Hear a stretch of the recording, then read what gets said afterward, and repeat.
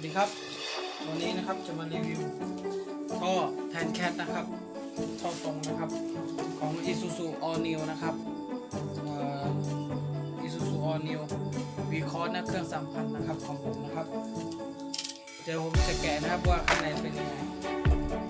รถของผมนะครับรู้สึกว่าจะอืดนิดนึงนะครับเพราะว่าท่อเดิมๆก็เลยว่า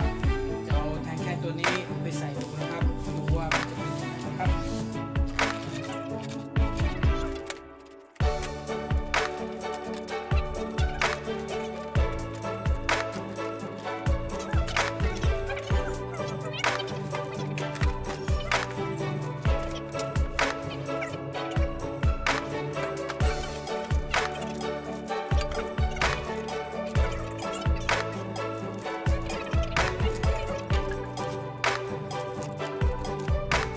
ตอนนี้เรากำลังจะเปลี่ยน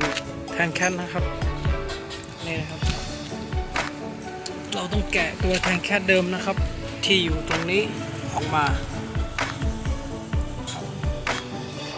ซึ่งก็ต้องใช้เวลาพอสมควรนะครับโอเคครับนี่ครับช่างดม